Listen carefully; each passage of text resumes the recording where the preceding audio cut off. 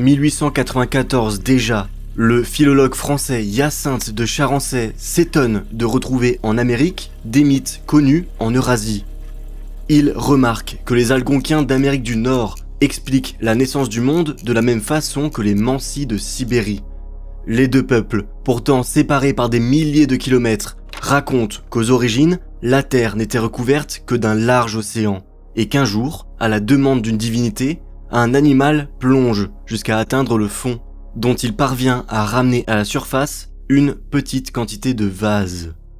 La divinité s'empare alors de celle-ci et la fait grandir jusqu'à former les continents, puis créer l'homme. Pour Charancey, les deux histoires sont si proches qu'il ne fait aucun doute qu'elles aient une origine commune. Un ancêtre commun qui, en se diffusant, aurait donné naissance à plusieurs versions jusqu'à atteindre l'Amérique. Or, si Charancey avait vu juste, est-ce qu'il ne serait pas possible de remonter jusqu'aux origines du mythe pour retrouver cet ancêtre commun? Et de la même façon, est-ce qu'il ne serait pas possible de remonter toujours plus loin jusqu'à retrouver le premier mythe de l'humanité?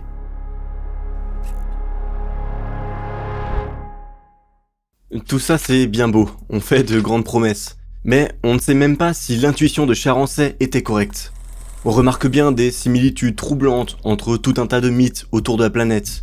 Mais est-ce que ça prouve pour autant que les mythes qui se ressemblent ont tous une origine commune? Pas forcément. Depuis longtemps, les intellectuels ont proposé d'autres explications. Tout ça ne pourrait être que le fruit du hasard. Que deux personnes inventent à deux endroits différents des histoires qui se ressemblent, ça n'a rien d'extraordinaire. Sauf que, dans notre cas, on ne parle pas de deux histoires, mais de plusieurs centaines. Et pas de petites idées courtes, mais de longs mythes, remplis de détails récurrents à plusieurs endroits du globe, alors même qu'ils ne sont pas nécessaires à la compréhension de l'histoire. En l'occurrence, la thèse du hasard, qui explique pourtant plein de choses dans la vie, ne tient pas ici. Alors, d'autres personnes, le psychiatre Carl Gustav Jung en tête, ont proposé une autre explication. Ils disent que puisque nous sommes tous des humains, et que nous avons donc tous le même cerveau, il serait normal que nous arrivions toujours aux mêmes conclusions, que notre cerveau nous amène naturellement à penser certaines choses, ce que Jung appelle des archétypes. Mais encore une fois, ça ne tient pas, parce que nos mythes ne sont pas apparus uniformément sur Terre, partout où l'on trouve l'homme. Ils sont localisés et semblent suivre une certaine logique dans leur diffusion. Par exemple, le plongeon cosmogonique, le mythe dont j'ai parlé en introduction, est présent en Eurasie et en Amérique du Nord, mais pas en Afrique, pas en Australie et pas en Amérique du Sud. Si la théorie des archétypes de Jung était correcte, on devrait pourtant le retrouver partout où l'homme est présent. Donc, ça ne tient pas. Il ne reste alors qu'une explication plausible, que les mythes, comme les langues, se diffusent, se partagent et évoluent au gré des migrations et des contacts humains. Bon, donc, on peut affirmer que les mythes se diffusent, et que c'est en se diffusant qu'ils évoluent. Ils évoluent au gré des années, au gré des conteurs, et puis ils s'adaptent localement pour accompagner les évolutions culturelles des peuples. C'est sûrement passionnant, mais pour l'instant je vois pas en quoi ça pourrait nous aider à retrouver le premier mythe de l'humanité. Pour avancer, on va avoir besoin de deux outils, la phylogénétique et l'aréologie. Comme d'habitude, les noms font peur, mais ils définissent en réalité des choses très simples à comprendre. Regardez la phylogénétique par exemple. En fait, vous savez déjà très bien ce qui se cache derrière. Si je vous dis évolution, espèce, génétique, il y a de grandes chances pour que l'image qui vous vienne en tête soit l'arbre du vivant, l'homme, et puis juste à côté, le chimpanzé, relié par une branche, puisque nous sommes très proches biologiquement. Et puis un peu plus loin, le gorille. Puis, si on sort de la famille des primates, la girafe un peu plus loin, puisque c'est aussi un mammifère, et qu'on a donc un ancêtre commun avec elle. Et si on sort des mammifères, on trouve bien plus loin des poissons, des reptiles, etc. C'est ça la phylogénétique, la science qui étudie les liens de parenté entre les espèces. Et là, tout de suite, je vois un peu plus le lien avec notre sujet, puisque si les mythes évoluent, alors il est possible de leur appliquer la méthode de la phylogénétique, de créer pour chaque mythe une sorte d'arbre du vivant qui pourrait déceler les liens entre chaque version et repérer les ancêtres communs. En tout cas, dans la théorie. Parce que dans les faits, si je comprends assez facilement comment on peut comparer l'ADN de plusieurs espèces, j'ai plus de mal à imaginer comment on pourrait comparer entre eux des mythes composés de phrases et de mots dans plusieurs langues différentes. Et c'est là qu'entre en jeu le travail des mythologues, dont le français Julien Duy, qui a consacré des années de recherche à la question. On va faire un exemple ensemble avec le mythe de Polyphème. Ce mythe, vous le connaissez tous, c'est l'une des premières histoires de l'Odyssée. Ulysse et ses compagnons s'aventurent dans une grotte où ils rencontrent un cyclope éleveur de moutons nommé Polyphème, qui les enferme et commence à les manger. Ulysse donne alors du vin au géant et lui dit qu'il s'appelle Personne. Quand Polyphème s'endort enfin, Ulysse et ses compagnons attrapent un pieu durci par le feu et lui crèvent l'œil. Il crie alors à l'aide « Personne m'a crevé l'œil! Personne m'a crevé l'œil !» Les autres cyclopes, le croyant fou, l'abandonnent. Le lendemain, quand le géant fait sortir ses moutons pour les amener au pâturage, il tâte chacun d'entre eux pour s'assurer que les hommes ne s'enfuient pas. Mais Ulysse et ses compagnons se cachent sous leur ventre en s'accrochant à leur laine et parviennent ainsi à prendre la fuite. Ce mythe est très diffusé dans le monde sous plein de versions différentes, d'Europe jusqu'en Amérique. Super. Maintenant, pour créer l'arbre phylogénétique du mythe de Polyphème, on va procéder en 4 étapes. La première, pas forcément la plus simple, c'est de constituer un corpus. On rassemble le plus de versions différentes de notre mythe, des plus proches aux plus éloignées. Plus elles sont longues et nombreuses, mieux c'est. Dans notre cas, on va faire un exemple très rapide, on va en prendre 5 au hasard. La grecque, qu'on connaît tous, plus une version gasconne et 3 versions d'Amérique du Nord. La deuxième étape, c'est d'analyser chaque version individuellement pour en tirer le maximum d'informations. On va diviser chacune d'entre elles en mythèmes. Attention, nouveau mot. Un mythème, c'est tout simplement un atome de mythe, la plus petite unité de récit possible. Ça va prendre la forme de petites phrases qui ne transmettent qu'une seule information. Par exemple, l'antagoniste est un maître des animaux, puisque Polyphème garde des moutons. Ou bien, l'antagoniste finit aveuglé. Ou encore, le protagoniste s'enfuit en se cachant sous les animaux, etc. Normalement, on tirerait plus d'une centaine de mythèmes de notre corpus. Là, on va en garder seulement 7 pour notre exemple. Une fois qu'on a tiré les mythèmes de chaque version de notre mythe, on fait un tableau. En abscisse, les mythes. En ordonnée, les mythèmes. Si un mythe possède un mythème, on note 1. S'il ne le possède pas, on note 0. Et ainsi, on obtient à la fin un code de 1 et de 0 pour chaque version du mythe. Ici par exemple, le code de la version grecque serait 1 1 1 1 0 0 0. Et voilà, on vient de donner un code ADN à nos mythes. Si nous, ça ne nous aide pas beaucoup d'avoir transformé des mots en 1 et en 0, il y a bien quelqu'un à qui ça fait très plaisir. Notre ordinateur. La troisième étape, c'est alors de donner à manger ces codes ADN à des algorithmes, les mêmes qu'on utilise d'habitude pour classer le vivant. Ces algorithmes vont comparer chaque version entre elles et finir par nous donner un arbre phylogénétique de notre mythe. On voit ici que notre arbre relie directement les versions grecques et gasconnes, très proches, puis créer une famille de mythes américains, avec la version Athina d'un côté et les 2 versions Nitsapi de l'autre. Enfin, quatrième étape, il ne nous reste plus qu'à vérifier la pertinence de nos résultats. Encore une fois, on va pouvoir s'appuyer sur des algorithmes, mais aussi sur l'histoire. Ici par exemple, on sait que la version gasconne du mythe a été directement inspirée par l'Odyssée, qui a connu un grand succès en Méditerranée, et donc il est logique qu'elle soit très proche dans l'arbre. Et voilà, vous avez compris comment ça marche. Maintenant, laissez-moi vous montrer le vrai arbre phylogénétique du mythe de Polyphème. Il regroupe 56 versions du mythe qui ont été comparées grâce à 190 mythèmes différents, ce qui nous donne ça. Encore une fois, c'est très cool, mais moi ce qui m'intéresse surtout, c'est de savoir à quoi ça va nous servir. Eh ben déjà, on peut tirer tout un tas d'informations de cet arbre. En l'analysant, on peut retrouver statistiquement la probable région de naissance du mythe. Dans le cas de Polyphème, ce serait sûrement quelque part entre l'Europe du Sud et l'Asie centrale. C'est d'ici que le mythe aurait commencé à se diffuser jusqu'à atteindre l'Amérique du Nord. Cette information, liée à ce qu'on sait aujourd'hui des migrations humaines, nous permet donc de situer la naissance de notre mythe en Asie du Sud-Ouest, il y a plus de 14 000 ans, soit à une époque où les humains migraient encore vers l'Amérique en traversant le détroit de Bering. Pour les versions européennes du mythe, l'arbre suggère 2 vagues de diffusion. Une première, la plus ancienne, qui donne naissance aux versions du Caucase, du Pays Basque, de Grande-Bretagne et de Scandinavie. Elle correspond à l'expansion des premiers éleveurs. Et une seconde, la plus récente, qui touche tout le pourtour méditerranéen, la Gascogne et l'Europe centrale. C'est à celle-ci que se rattache l'Odyssée, dont l'influence est prédominante.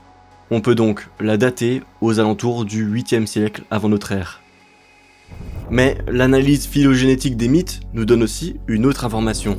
Les mythes sont, pendant la grande partie de leur existence, très stables. Un peuple modifie rarement ses mythes. Lorsqu'ils évoluent, ça se fait par à-coups, à cause d'un grand changement. Par exemple, quand une partie de la population décide de migrer, sa version du mythe va alors évoluer pour s'adapter localement ou se différencier. Mais la partie de la population restée en arrière, elle, ne modifie pas sa version. Une autre raison d'évolution peut être liée aux changements plus globaux de la société. Quand les humains commencent à domestiquer des animaux, il est normal qu'ils remplacent les animaux sauvages de leur mythe par des animaux domestiques, par exemple. Mais surtout, la phylogénétique permet de faire une chose incroyable pour nous, se rapprocher de l'ancêtre commun de toutes les versions, le mythe originel. En utilisant une nouvelle fois certains algorithmes, il est possible d'estimer statistiquement quel mythème était présent dans le mythe dès le départ. Dans le cas de Polyphème, en ne gardant que les mythèmes ayant plus de 50% de chances d'avoir été là, on trouve ce résultat. Un chasseur humain affronte un monstre qui possède un troupeau d'animaux sauvages. Il entre dans sa demeure sans y être invité. Le monstre piège l'homme avec les animaux en fermant l'issue grâce à un objet massif. Puis, il attend l'intrus à la sortie pour le tuer. Pour s'échapper, le héros s'accroche sous un animal vivant. Dans cette histoire, une vengeance se produit qui est liée au feu. Est-ce qu'on a devant nous le mythe à l'origine de toutes les versions ultérieures de Polyphème ? Bien sûr que non. Mais on a l'ombre qu'il a probablement laissée derrière lui au fil des millénaires. Peut-on raconter le mythe tel que le faisaient les conteurs de l'époque ? Évidemment pas. Peut-on retrouver les mythèmes qui ont été perdus au fil du temps et des évolutions ? Non plus. Peut-on être sûr que tous les mythèmes cités ont véritablement été présents dans le mythe originel ? Absolument pas. Mais on sait que, statistiquement, il est probable que le mythe originel ait raconté une histoire autour de ces mythèmes, probablement mélangés avec d'autres qui ont été oubliés depuis. Et vu d'où on part, c'est déjà pas mal. On sait maintenant qu'on peut créer l'arbre phylogénétique d'un mythe, et grâce à celui-ci, retrouver sa région probable de naissance, et même reconstituer en partie son récit d'origine grâce à tous les indices qu'il a laissés derrière lui. C'est passionnant. Mais si on ne sait pas quel mythe actuel est le plus ancien, lequel descend du premier mythe de l'humanité, tout ça ne sert à rien. Jamais on ne pourra reconstruire un mythe si l'on ne sait pas qui sont ses lointains descendants. Et c'est là qu'intervient notre second outil, l'aréologie. Encore une fois, il n'y a rien de très compliqué derrière ce mot, mais une définition serait un peu fade. Alors, laissez-moi faire un détour du côté des travaux du mythologue Jean-Loïc Le Quélec et vous parler rapidement du déluge. En 1998, William Ryan et Walter Pittman, tous deux géologues à l'université Columbia, publient le déluge de Noé. Ils y développent une théorie.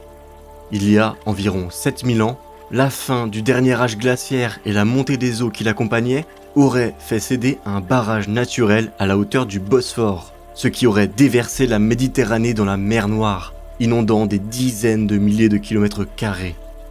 Tous les humains de la région et leurs villages auraient été touchés par ce cataclysme, ce qui aurait donné naissance au mythe du déluge, si connu aujourd'hui. Les documentaires télévisés et les créationnistes tenaient là la preuve de la véracité historique du déluge. Mais qu'entend-on par déluge ? Le mythe biblique ? Pourtant, on retrouve tout autour du monde plus de 1400 versions du mythe, qui, pour la plupart, ne doivent rien ni à la Bible, ni aux missionnaires chrétiens qui ont parcouru le monde. Alors, même en ignorant les arguments géologiques, On a une manière très simple de démontrer que la théorie de William Ryan et Walter Pitman ne tient pas. Tout simplement parce que les autochtones d'Amérique se racontent leur mythe du déluge depuis des millénaires, bien avant l'arrivée des Européens, tout comme on le fait en Afrique, en Asie et en Océanie. Comment auraient-ils pu conserver le souvenir d'un événement survenu en Europe il y a environ 7000 ans et en faire un élément constitutif de leur mythologie, alors que tout ça se déroule plusieurs millénaires après que leurs ancêtres aient commencé à peupler l'Amérique, et qu'ils y soient restés presque isolés du reste du monde par la fermeture du détroit de Bering. La majeure partie du premier peuplement de l'Amérique a dû démarrer il y a environ 25 000 ans, et s'achever il y a environ 10 000 ans par l'inondation du détroit, bien avant la supposée inondation de la mer Noire. Donc, tout ça n'a pas de sens. Et je viens de vous faire une démonstration de ce qu'est l'aréologie, l'étude des cultures par leurs aires de répartition. Ici, on a pu observer, grâce à la répartition dans l'espace du mythe du déluge, que la théorie de William Ryan et Walter Pitman ne tenait pas pour expliquer les origines du mythe, qui sont nécessairement beaucoup, mais beaucoup plus anciennes que 7000 ans. C'est également l'aréologie qui nous a permis, au tout début de cet épisode, de prouver que les mythes ne naissaient pas par hasard et n'étaient pas dus à des archétypes dans notre cerveau, puisque leur répartition ne colle pas avec ces théories, alors qu'elle s'explique très bien si on part du principe que ceux-ci peuvent se diffuser. Maintenant, fort de ces outils, il est grand temps de partir à la recherche du premier mythe de l'humanité. Mais juste avant, j'aimerais vous dire que j'ai ouvert une page Ulule. Vous avez sûrement remarqué dernièrement que les épisodes deviennent de plus en plus longs et de plus en plus qualitatifs. Et économiquement, c'est pas forcément le meilleur choix. En général, les gens qui font ça ouvrent un Tipeee pour compenser. Mais moi, j'aime pas trop demander de l'argent et que vous ayez rien en retour. Je préfère que chacun y trouve son compte, comme je l'ai fait l'année dernière avec mon jeu de plateau. Alors, j'ai pensé à une solution intermédiaire. Ouvrir un Ulule où je publierai une série pour retracer toute l'histoire de France en une dizaine d'épisodes longs. Cette série, elle sera exclusive à Ulule pour les gens qui accepteront de me soutenir, histoire que vous ayez une contrepartie quand même. Le premier épisode sur les Mérovingiens sortira bientôt et vous y apprendrez plein de choses, j'en suis sûr. Vous verrez que j'essaye d'aller plus loin que les classiques. Et puis, la suite sortira plus tard au fur et à mesure. Pas forcément très régulièrement, mais je vous préviendrai à chaque fois. Comme ça, ceux qui le souhaitent pourront se désabonner du Ulule et se réabonner seulement à la sortie de chaque épisode. Bref, merci à tous ceux qui passeront voir ça, et j'arrête de vous embêter avec ça, on peut en revenir à nos mythes. Alors, comment l'aréologie va-t-elle nous aider à déterminer quel est le plus ancien mythe encore observable aujourd'hui ? Eh ben, c'est assez simple. Déjà, puisque l'homme vient d'Afrique, il est absolument nécessaire que notre mythe soit présent en Afrique. Au vu de la stabilité et de la résistance des mythes au fil du temps, un mythe introuvable en Afrique a toutes les chances d'être né après la diffusion d'Homo sapiens hors de sa région d'origine. Et de même, notre mythe devrait également être présent partout autour du monde, puisque s'il était là dès les débuts de l'humanité, il serait tout à fait logique qu'Homo sapiens ait emmené ce mythe avec lui partout où il a migré. Voilà donc notre postulat de base pour retrouver celui-ci. Reste à définir où chercher. Et de ce côté, tout porte à croire qu'il faudrait se tourner vers les mythes d'origine. Ce sont eux qui expliquent la naissance de toute chose. Ça peut être la création du monde, comme dans la Genèse, ou la naissance des continents, comme dans le mythe du plongeon cosmogonique, dont j'ai parlé en introduction. Mais parmi tous ces mythes d'origine, il y en a un type qui a une saveur particulière pour nous, les mythes anthropogoniques, ceux qui racontent la naissance de l'humanité. C'est évidemment aussi eux les plus stables. On ne modifie pas le récit des origines de l'homme comme on le veut. Un peuple qui raconte qu'il est apparu d'une certaine façon ne va pas oublier ou remplacer ce mythe du jour au lendemain. Il y reste nécessairement intimement accroché. Et la prolifération du créationnisme en opposition à la théorie de l'évolution, pourtant démontrée encore et encore, montre bien que c'est toujours le cas aujourd'hui, et ce, alors même que la foi n'a jamais autant souffert qu'en ce moment face aux découvertes scientifiques. Tout ça tombe bien, parce que les types de mythes anthropogoniques sont rares, très rares. Comme dit, il est très compliqué d'oublier ou de remplacer l'un d'entre eux, c'est donc normal que ceux-ci soient peu nombreux. En fait, presque tous les mythes anthropogoniques se regroupent dans, tout au plus, une petite dizaine de types très inégalement répartis. Certains racontent que l'humanité aurait été engendrée par un accouplement entre divinités. D'autres qu'elle serait sortie des eaux, ou qu'elle aurait été créée ex nihilo par une divinité, par son souffle par exemple. Elle pourrait aussi être issue d'anciens animaux qui se seraient métamorphosés, ou bien être descendue du ciel, avoir été créée à partir de végétaux ou de minéraux. Et enfin, un dernier type se démarque tout particulièrement par la quantité de mythes qui lui sont attachés, celui de l'émergence primordiale. L'homme serait sorti d'un trou dans le sol. Le fait qu'il soit de très loin le plus répandu dans le monde nous invite à penser que ce serait le plus ancien des mythes anthropogoniques. Mais peut-on le vérifier ? Avant toute chose, colle-t-il seulement avec nos critères ? Est-il présent en nombre en Afrique ? Oui. S'est-il diffusé partout dans le monde ? Oui. Voilà, c'est déjà un bon début. Maintenant, on peut se dire qu'il a quand même quelques concurrents. L'origine minérale de l'humanité, par exemple, regroupe quand même 278 mythes à notre connaissance, ce qui n'est pas rien. Et ceux-ci sont également présents en Afrique et autour du monde. Mais en l'occurrence, ce mythe se heurte à un petit problème. C'est que tous les mythes qu'il regroupe ne sont pas forcément liés. Que l'homme naisse d'un jet de pierre ou qu'il soit façonné à partir d'argile, ça ne renvoie pas tout à fait à la même idée. Si bien qu'on peut diviser ce type en deux ensembles. 236 mythes où l'on raconte que l'humanité aurait été modelée dans l'argile par une divinité, ce qu'on appelle la choroplastie, et 42 autres. Mais dans les mythes de choroplastie, qui ont connu un grand succès au Moyen-Orient par exemple, jusqu'à se retrouver dans la Genèse, on peut en séparer un autre grand type, celui du corps souillé, qui représente à lui seul 113 mythes. Le corps souillé, c'est un mythe né assez tardivement, mais qui s'est très bien répandu en Eurasie, et surtout en Sibérie et chez les peuples turco-mongols. On y raconte qu'un jour, le créateur modèle 2 statuettes en argile, destinées à devenir l'homme et la femme. Puis, il s'en va chercher l'âme pour leur donner vie. Mais pendant son absence, son opposant, chez nous on parlerait du diable, chez d'autres peuples il aurait un autre nom, vient et crache sur les statuettes. Quand le créateur rentre avec l'âme, il découvre ça, et il ne parvient pas à nettoyer ses œuvres. Alors, comme l'argile est encore malléable, il retourne les statuettes comme des gants, de telle sorte que le crachat se retrouve à l'intérieur. Ce qui explique pourquoi on est beau vu de l'extérieur, en tout cas on essaye, et pourquoi notre intérieur est aussi dégoûtant. Mais aussi pourquoi quand on tombe malade, on tousse et on crache pour essayer de se débarrasser de cette morve originelle, ce qu'on ne parvient jamais vraiment à faire. Cette division au sein même de l'origine minérale, et qu'on peut retrouver également dans l'origine végétale par exemple, accroît encore la domination numérique de l'émergence primordiale, et donc les chances que ce soit bien elle la plus ancienne. Mais il y a autre chose qui rentre en compte dans notre calcul.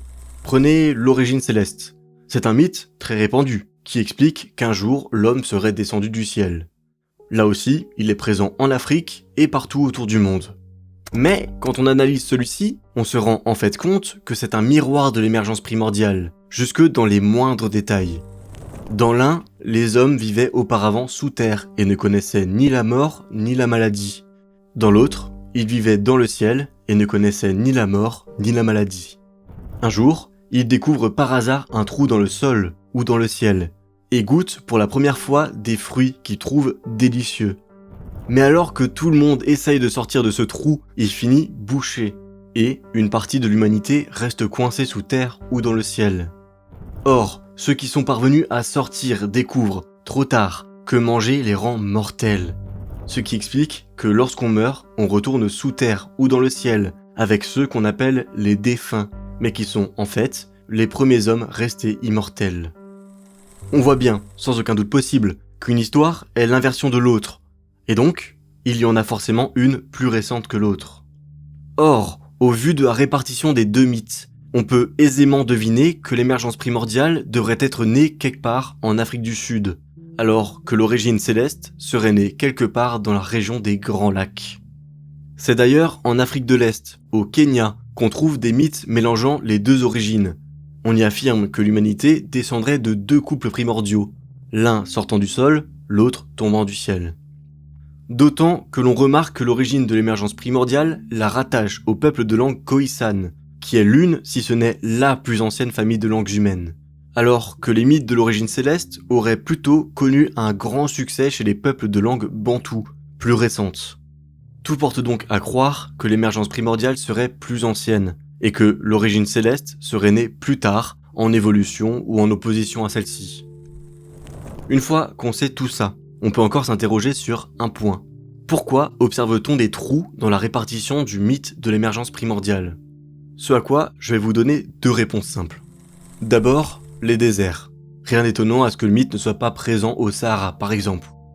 Ensuite, la concurrence des 3 grands monothéismes. Le christianisme et l'islam, surtout, ont connu un tel succès et ont été si violents envers les croyances païennes qu'ils en ont effacé ou remplacé les mythes partout où ils ont pu s'installer solidement. Surtout en Europe et dans le monde arabe.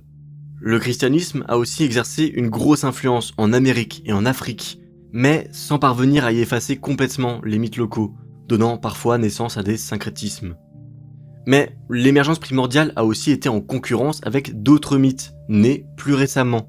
Par exemple, sa répartition est très complémentaire avec celle des mythes du corps souillé, dont on a parlé précédemment, ou même avec celle des mythes du plongeon cosmogonique, qu'on a abordé en introduction, ce qui prouve son ancienneté. À noter que, d'après Julien Duy, le mythe du plongeon serait un lointain descendant de celui de l'émergence. Bref, tout ça pour dire que l'émergence primordiale est peut-être le plus ancien mythe encore observable aujourd'hui. Et s'il ne l'est pas, il est au moins parmi les plus anciens. Maintenant, si on produit un arbre phylogénétique du mythe de l'émergence primordiale, qu'apprend-on ? Eh ben, ce à quoi on s'attendait. Il était assurément présent dès les origines de l'humanité en Afrique australe. Ce serait ensuite diffusé en Afrique de l'Ouest, puis dans le monde dès la sortie d'Afrique, il y a environ 100 000 ans, atteignant d'abord l'Océanie, puis l'Eurasie, et jusqu'à entrer en Amérique par le détroit de Bering, en même temps que les grandes migrations d'il y a entre 30 et 16 000 ans, se répandant d'abord en Amérique du Nord, puis en Mésoamérique, et finalement en Amérique du Sud. Et enfin, on peut faire ce que l'on avait fait précédemment pour le mythe de Polyphème, retrouver les traces du récit originel grâce à la phylogénétique. Ce qui nous donne, en ne gardant que les mythèmes ayant plus de 96% de chances d'avoir été présents dès le départ, un jour, les humains et les animaux sont sortis du sol par un trou que le conteur pouvait sûrement encore identifier. En sortant ainsi, ils ont laissé derrière eux des traces encore observables sur les roches alentours qui attestent de la véracité du mythe. Et c'est cette émergence primordiale qui, pour une raison ou une autre, prive l'humanité de son immortalité.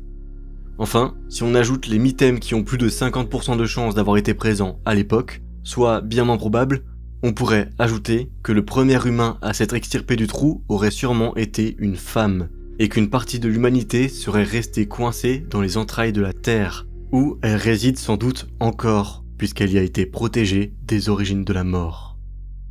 Voilà statistiquement ce que pourrait être le premier mythe de l'humanité. Ou du moins, voilà les traces qu'il a probablement laissées derrière lui au travers des millénaires. Et vu d'où on est parti, je trouve que c'est déjà pas mal.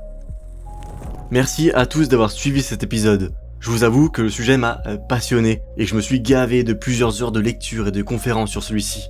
Si vous voulez aller plus loin, vous avez en description tout un tas de liens vers des conférences qui en parlent, dont celle passionnante de Jean-Louis Lequellec. Évidemment, je remercie aussi d'avance tous ceux d'entre vous qui feront le choix de me soutenir sur Ulule, et j'espère que l'épisode sur les Mérovingiens vous plaira. Le mois prochain, on retournera faire un petit tour du côté de la Pologne. Je vous affiche d'ailleurs à l'écran la vidéo que j'ai faite sur la chute de celle-ci. Et d'ici là, je vous donne rendez-vous au prochain épisode d'Histoire.